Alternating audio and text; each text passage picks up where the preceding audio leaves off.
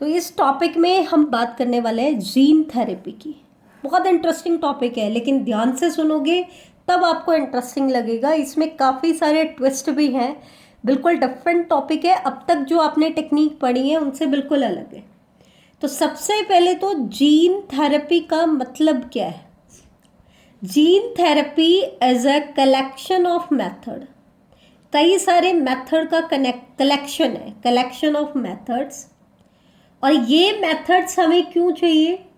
मान लो किसी जीन में डिफेक्ट हो गया है, क्या हो गया है, डिफेक्ट हो गया है, और हमने उस डिफेक्ट को डायग्नोज कर लिया है।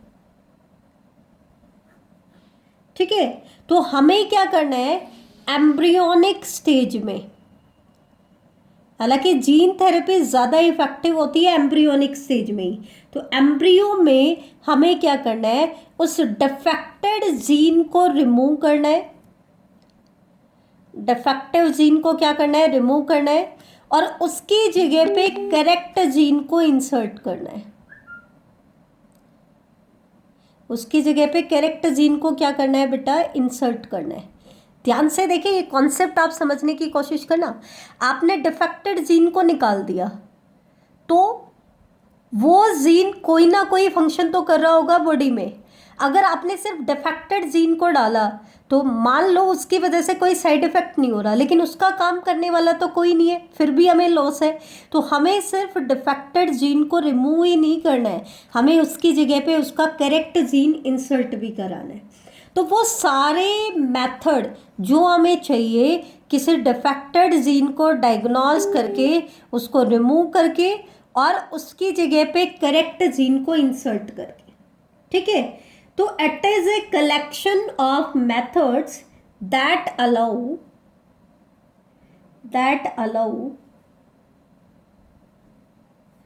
Correction of gene defect, correction of gene defect diagnosed in a child or embryo, diagnosed in a child or embryo by insertion of normal gene to replace the defective gene,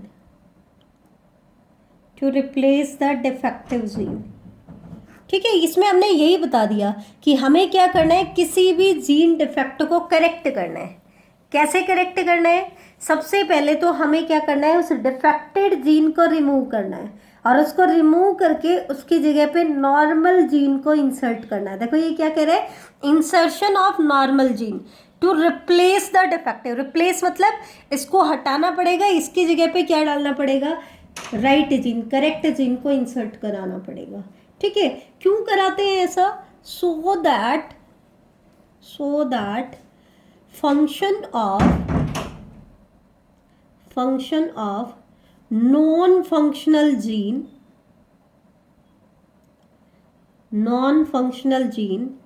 is compensated.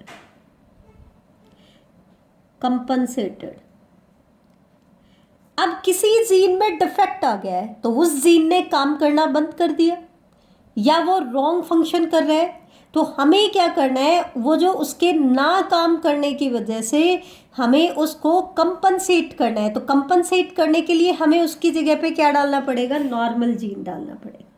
ठीक है, अब हम आते हैं इसकी history के ऊपर कि जीन थेरेपी को सबसे पहले लेके कौन आया। तो gene therapy was first attempted by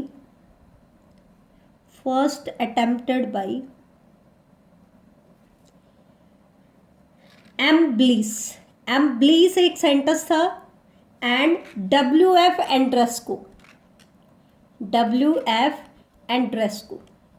ये दो साइंटिस्ट थे। इन्होंने 1990 में 1990 में। ये एनसीईआरटी ने सेंटेंस का नाम नहीं दिया है, लेकिन ये बताया कि किसके ऊपर अप्लाई किया गया था, उसी पे हम आते हैं। सबसे पहली बार जीन थेरेपी को अप्लाई किया गया था, अटेम्प्ट किया गया था कब? 1990 में। ठीक है, और ये सेंटेंस कहाँ के थे, कहाँ पे इन्होंने अटेम्प्ट किया था? ये थे बेटा नेशनल इंस्टीट्यूट ऑफ हेल्थ। ये वर्ड ये इंस्टीट्यूट हम पहले भी पढ़ चुके हैं ह्यूमन जीनोम प्रोजेक्ट में। नेशनल इंस्टीट्यूट ऑफ हेल्थ, यहाँ पे ये सेंटेंस काम कर रहे थे। इन्होंने सबसे पहली बार 1990 में एक 4 साल की बच्ची के ऊपर जीन थेरेपी को अटेम्प्ट किया था on A 4 year old girl. ध्यान रखना, 4 साल की लड़की थी, छोटी सी बच्ची थी, उसके ऊपर सबसे पहले जीन थेरेपी की थी। अब क्योंकि जीन थेरेपी कर रहे हैं तो किसी पर्टिकुलर जीन के बारे में हम थेरेपी कर रहे हैं, किसी पर्टिकुलर जीन को हम करेक्ट कर रहे हैं, तो वो कौन सा था जीन? डिफेक्टेड क्या था? विद adenosine deaminase, adenosine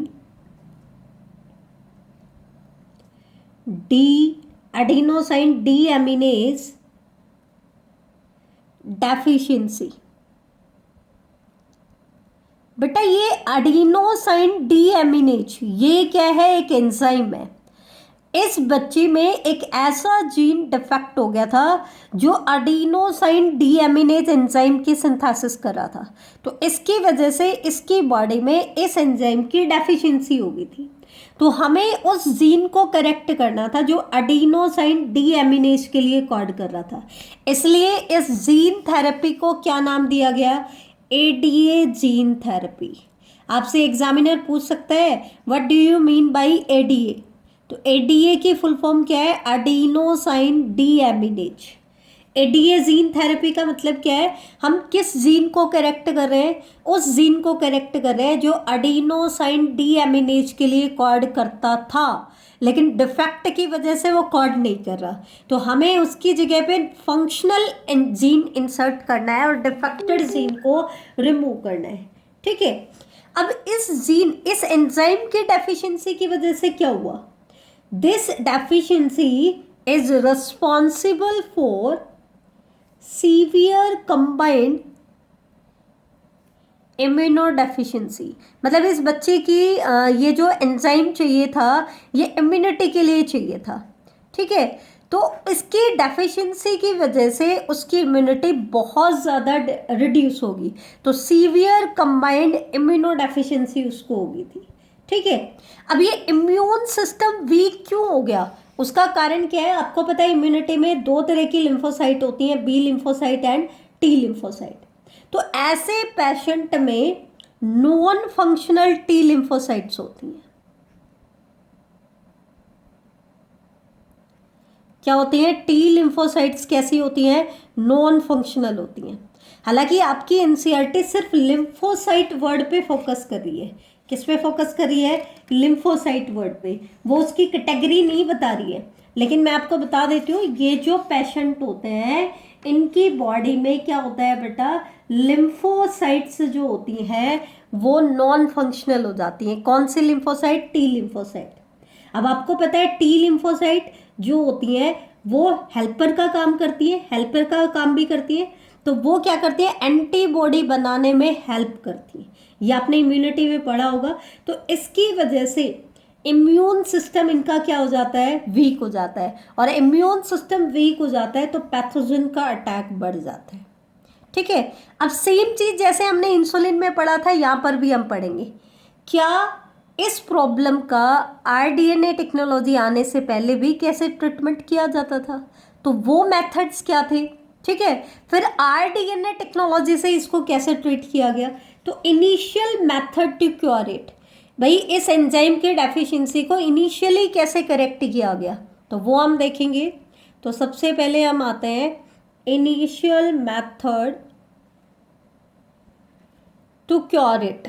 बेटा इन मेथड में हम बायोटेक्नोलॉजी यूज नहीं कर रहे हैं। पहले हम इनिशियल मेथड पढ़ेंगे, जैसे हमने इंसुलिन में पढ़ा था कि पहले हमने एनिमल सोर्स के इंसुलिन को यूज़ किया, ठीक है, हम यूज़ कर रहे थे, लेकिन उनके ड्रॉबैक्स आ रही थी, और उनके ड्रॉबैक्स की वजह से हमने क्या किया, फिर ह्यूमन इंसुलिन की प्रोडक्शन कराई, किसके अंदर, ह्यूमन के जीन को यूज़ करके, तो वो बाद में आया था। तो वैसे ही हम पहले बताएंगे कि इस एडिनोसाइन डीएमिनेज की डेफिशिएंसी को पहले डॉक्टर कैसे ट्रीट कर रहे थे बायोटेक आने से पहले।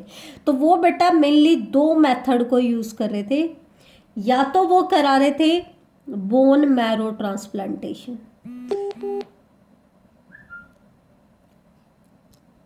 क्या करा रहे थे, बोन मैरो ट्रांसप्लांटेशन। अब आपको पता है बोन मैरो ट्रांसप्लांटेशन इतना इजी नहीं है, ठीक है, परफेक्ट मैच मिलना बहुत मुश्किल है, और ऊपर से इसे परमानेंटली ट्रीट हो जाए ऐसा भी कोई ज़रूरी नहीं है, ठीक है। दूसरा मेथड क्या था, enzyme replacement therapy, enzyme replacement therapy.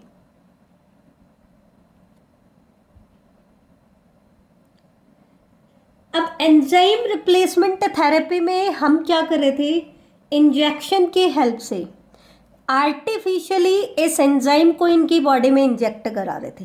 जैसे आपको पता है डायबिटीज़ क्यों होती है, इंसुलिन की डेफिशिएंसी की वजह से, तो पेशेंट को इंसुलिन के इंजेक्शन दिए गए। तो वैसे ही इनकी बॉडी में एडीए एंजाइम की डेफिशिएंसी थी, तो इनको किसके इंजेक्शन दिए गए, एडीए, एडिनोसाइन डीएमिनेज एंजाइम के इंजेक्शन दिए गए, ठीक है। तो इसके केस में हम क्या करते हैं, and at functional ADA is given to the patient, functional ADA is given to the patient by injection। Patient को हम क्या दे रहे थे, फंक्शनल एडीए दे रहे थे, लेकिन इसमें क्या, एंजाइम कोई परमानेंटली सर्वाइव थोड़ी ना करता है, उसका भी कोई लाइफ स्पैन होता है, कुछ टाइम के लिए एक्टिव रहता है फिर इनएक्टिव हो जाता है। तो हमने एक बार एंजाइम दिया, वो यूज हो गया, उसके बाद क्या, फिर से एडीए की डेफिशिएंसी होगी। तो इसका मतलब क्या था, इन मैथड की कुछ ड्रॉबैक थी, तभी तो हम आरडीएनए टेक्नोलॉजी की तरफ स्विच और करें। तो सबसे पहले हम बात कर लेते हैं कि इन दो मेथड को यूज करने की ड्रॉबैक क्या थी। तो इनको यूज करने की ड्रॉबैक क्या थी बेटा, by applying above method disease is not completely cured. Disease जो है वो कंप्लीटली क्योर्ड नहीं हो रहे थे। क्यों नहीं हो रहे थे, बिकॉज दीज पेशेंट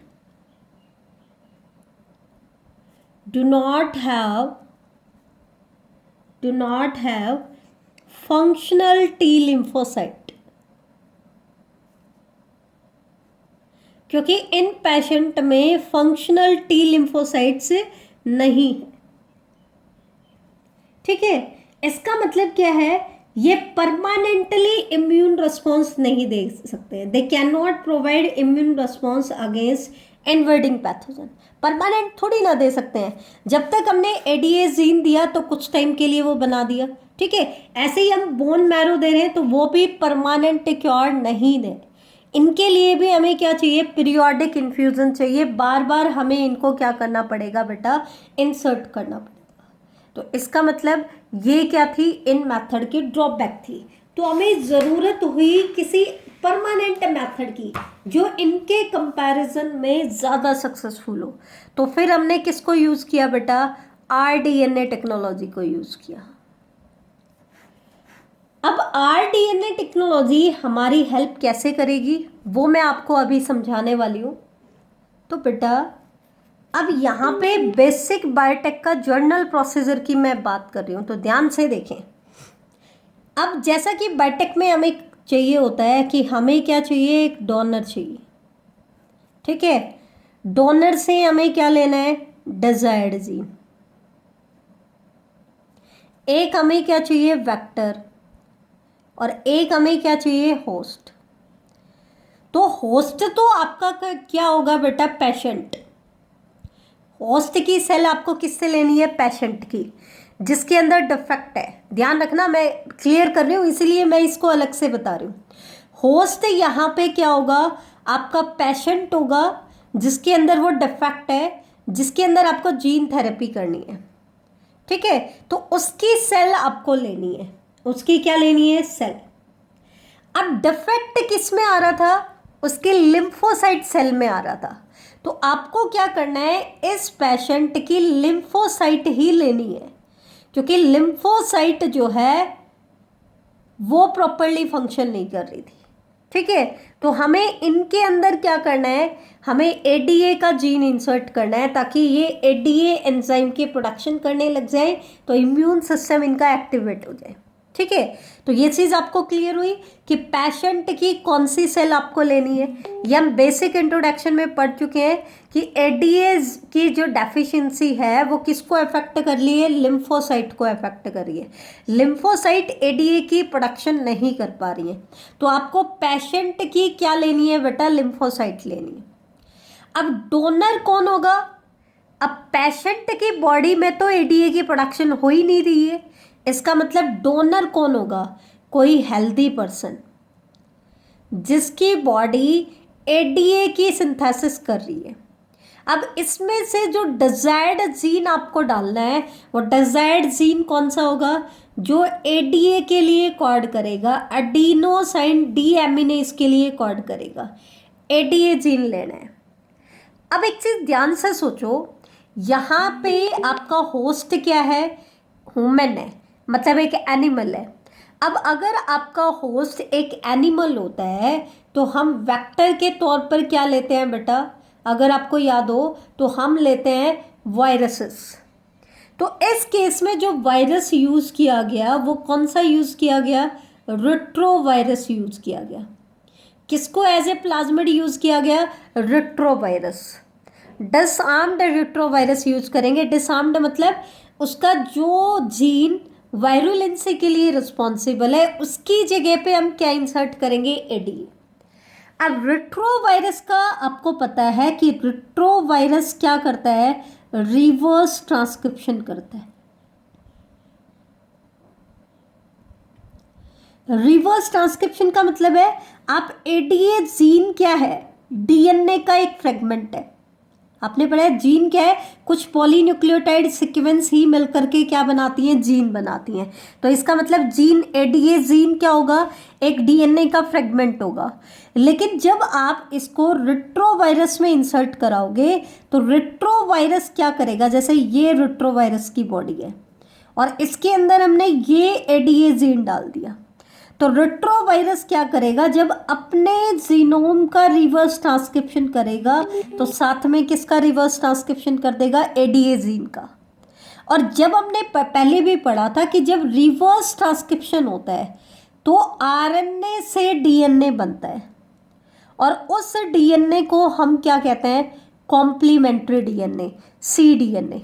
इसका मतलब एडीए का भी हमें क्या मिल जाएगा, सीडीएनए मिल जाएगा। ध्यान रहे, एडीए का हमें क्या मिलेगा, सीडीएनए मिलेगा। ध्यान रखें बेटा, पेशेंट के अंदर वो एडीए जीन को इंसर्ट नहीं करेगा, वो एडीए के सीडीएनए को इंसर्ट कराएगा।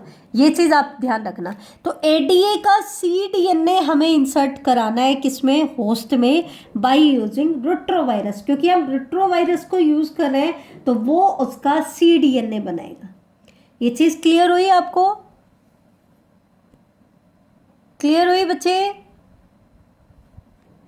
ओके, तो अब हम देख लेते हैं पूरा प्रोसीजर कैसे करते हैं। तो ध्यान से देखिए बेटा, सबसे पहले हमें क्या करना है, normal functional copy of human gene which code for ADA, उसको आइसोलेट करना है। अब हमें क्या करना है, कैसे आइसोलेट करोगे, किसी रेस्ट्रिक्शन एंजाइम को यूज़ करके करोगे। तो फिर आपको रिट्रोवायरस को एज ए वेक्टर लेना है और इसको भी सेम रेस्ट्रिक्शन एंजाइम से कट करना है। फिर डीएनए लाइगेज की हेल्प से आप इस एडीए के जीन को रेट्रोवायरस में इंसर्ट करा देंगे। ठीक है, फिर आपको क्या चाहिए, होस्ट सेल चाहिए। तो जो आपका पेशेंट है उसके ब्लड में से हम क्या निकाल लेंगे, लिम्फोसाइट निकाल लेंगे। और क्योंकि ये लिविंग सेल है तो इनको बाहर निकालेंगे तो आर्टिफिशियल मीडिया पे इनको ग्रो कराना पड़ेगा, दैट मीन्स कल्चर करना पड़ेगा इनको आउटसाइड द बॉडी। फिर हम इस रिकॉम्बिनेंट डीएनए को, रिट्रोवायरस को अलाउ करेंगे कि वो पेशेंट के लिम्फोसाइट को इन्फेक्ट करे। जब वो पेशेंट के लिम्फोसाइट को इन्फेक्ट करेगा तो रिट्रोवायरस अपने आरएनए की डीएनए कॉपी बनाएगा, जैसे हमने कहा रिवर्स ट्रांसक्रिप्शन करेगा। तो वो एडीए जीन का सीडीएनए किस में इंसर्ट करा देगा, होस्ट सेल में। अब आपकी लिम्फोसाइट कैसी बन गई है, जेनेटिकली इंजीनियर्ड बन गई है। तो अब हम इसका क्या करेंगे, इसको री इंजेक्ट करेंगे पेशेंट की बॉडी में। री इंजेक्ट क्यों करेंगे, क्योंकि ये लिम्फोसाइट अब किसकी प्रोडक्शन कर सकती है, एडीए एंजाइम की प्रोडक्शन कर सकती है। तो हमने जब इसको हम पेशेंट में वापस इंसर्ट कर देंगे तो पेशेंट की बॉडी भी एडीए की प्रोडक्शन करने लग जाएगी। तो हमने डायग्रामेटिक व्यू देखे तो नॉर्मल जीन लिया, रेट्रोवायरस लिया, इसको सेम रेस्ट्रिक्शन एंजाइम से काटा और इस नॉर्मल जीन को लाइगेज की हेल्प से इस रेट्रोवायरस में इंसर्ट करा दिया। फिर हमने क्या किया बेटा, हमें मिल गया रिकॉम्बिनेंट रेट्रोवायरस। अब हमने इसको अलाउ किया कि पेशेंट के लिम्फोसाइट को ये अटैक करे ताकि ये अपने एडीए के सीडीएनए को किस में इंसर्ट कर दे, होस्ट में। तो ये हमारे पास इंजीनियर्ड लिम्फोसाइट मिल गई। तो हमें क्या करना है, जिस पेशेंट से ये लिम्फोसाइट ली थी पहले, आफ्टर आरडीएनए टेक्नोलॉजी उसी पेशेंट में इसको री इंजेक्ट करना है। क्या करना है, री इंजेक्ट। लेकिन बेटा इस मेथड की ड्रॉबैक क्या है, इस मेथड की ड्रॉबैक ये है कि हमने लिम्फोसाइट को जेनेटिकली इंजीनियर्ड बनाया, लेकिन आपको पता है कि लिम्फोसाइट्स का एक लाइफ स्पैन होता है। उसकी बॉडी नॉर्मल लिम्फोसाइट नहीं बना रही है, हमने बाहर से इंजीनियर्ड लिम्फोसाइट डाली है। जब इन इंजीनियर्ड लिम्फोसाइट का लाइफ स्पैन कंप्लीट हो जाएगा तो इनकी डेथ हो जाएगी, और डेथ होते ही उसकी बॉडी में अब ऐसी लिम्फोसाइट नहीं होंगी जो एडीए एंजाइम को बना सकें, तो फिर से उनकी बॉडी में एडीए की डेफिशिएंसी हो जाएगी। हालांकि जो दो मेथड हम आरडीएनए टेक्नोलॉजी से यूज कर रहे थे उनके कंपैरिजन में ये ज़्यादा इफेक्टिव है, लेकिन ये भी एक परमानेंट क्योर नहीं है। इसके लिए भी हमें बार बार जेनेटिकली इंजीनियर्ड लिम्फोसाइट का पीरियोडिक इन्फ्यूजन करना पड़ रहा है, मतलब एक पर्टिकुलर ड्यूरेशन के बाद इनको फिर से इन्फ्यूज करना पड़ रहा है। क्यों करना पड़ रहा है, क्योंकि ये सेल मॉर्टल हैं, इमॉर्टल नहीं है, इनके डेथ होगी कुछ टाइम के बाद। तो फिर क्वेश्चन आया कि इसको अब हम परमानेंटली क्योर कैसे करें, तो वो समझने की कोशिश करना। मैं आपको समझा रही हूँ जीन थेरेपी से परमानेंट क्योर कैसे होगा।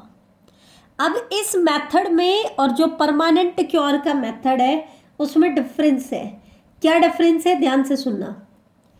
अभी हम क्या कर रहे थे, नॉर्मल जीन हम ले रहे थे हेल्दी पर्सन से, ठीक है। हमने मेंशन नहीं किया कि उसके कहाँ से, मोस्टली हम क्या ले लेंगे, उसके लिम्फोसाइट की सेल से निकाल लेंगे, सिंपल है। दूसरा, हमारा होस्ट जो है उसके लिम्फोसाइट को हमने लिया, लेकिन ये होस्ट जैसे 4 साल की लड़की पे लिया तो उसका बर्थ हो चुका है, यंग वन है, ठीक है, या अडल्ट हो सकता है। तो ये डिफरेंस है। अगर हमें इसको परमानेंटली क्योर करना है तो हमें 2 चीज़ें करनी पड़ेगी। क्या, पहली कंडीशन कि जो आपका पेशेंट होना चाहिए वो एम्ब्रियोनिक स्टेज में ही होना चाहिए। अगर उसका बर्थ हो गया तो हम कभी भी उसको परमानेंटली क्योर नहीं कर पाएंगे। पहली कंडीशन कि आपका पेशेंट कैसा होना चाहिए, एम्ब्रियोनिक स्टेज में होना चाहिए। एम्ब्रियोनिक स्टेज में अगर एडीए जीन थेरेपी की जाए तो फिर बार बार पीरियोडिक इन्फ्यूजन की ज़रूरत नहीं रहेगी। दूसरी कंडीशन इसके साथ साथ और क्या होना चाहिए, जो डोनर है ना बेटा, डोनर, उसकी बोन मैरो से आपको एडीए जीन लेना है। सेकंड कंडीशन है, पहले हमने मेंशन नहीं किया था कि हमने एडीए जीन कहाँ से लेना है, हम कहीं से भी ले सकते हैं, लेकिन अब कंडीशन है सेकंड कि डोनर जो है उसकी मैरो सेल से एडीए जीन लेना है और उसको पेशेंट की एम्ब्रियोनिक स्टेज में ही इंजेक्ट कराना है। तो for permanent cure gene isolated from bone marrow cell producing ADA is introduced into cell at early embryonic stage। Embryonic में भी कैसी, अर्ली एम्ब्रियोनिक स्टेज में। तो अब मैं इस लाइन को लिख रही हूँ, आई थिंक आपको अब समझ में आ जाएगी कि इसमें और इसमें क्या डिफरेंस है। तो क्या डिफरेंस है, अगर हम चाहते हैं कि जीन थेरेपी से परमानेंट क्योर मिल जाए, तो for permanent cure gene isolated from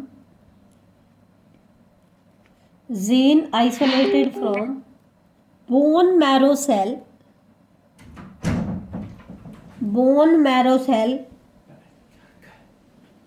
producing ADA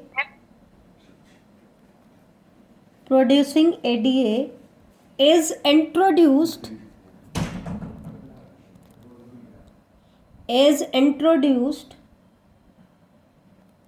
into cells at early embryonic stage। ठीक है, तो ये 3 केसेस यहाँ पर हमने पढ़े। आरडीएनए टेक्नोलॉजी से पहले कैसे ट्रीट किया जाता था, फिर आरडीएनए टेक्नोलॉजी कैसे अप्लाई की, लेकिन उसकी भी ड्रॉबैक निकली। तो फिर जीन थेरेपी से परमानेंटली क्योर कैसे करें, उसके लिए 2 कंडीशन लगा दी। प्रोसीजर वही है लेकिन 2 कंडीशन लगा दी है। तो ये तो हमने एडीए की डेफिशिएंसी को ट्रीट किया। अब अदर डिजीज जो जीन थेरेपी से ट्रीट किए जाते हैं वो है बेटा सिस्टिक फाइब्रोसिस, इसको भी ट्रीट किया जा चुका है। हीमोफीलिया, इसको भी ट्रीट किया जा चुका है। मतलब ट्रीट किया जा चुका नहीं, इसके लिए भी हम जीन थेरेपी कर सकते हैं।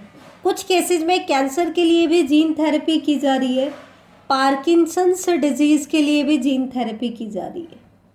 कितनी कामयाब होती है वो अलग बात है, लेकिन इनके लिए भी जीन थेरेपी से इनका ट्रीटमेंट कुछ हद तक पॉसिबल है। ठीक है, तो ये था बेटा आज का आपका टॉपिक। आई थिंक आपको अच्छे से क्लियर हो गया होगा।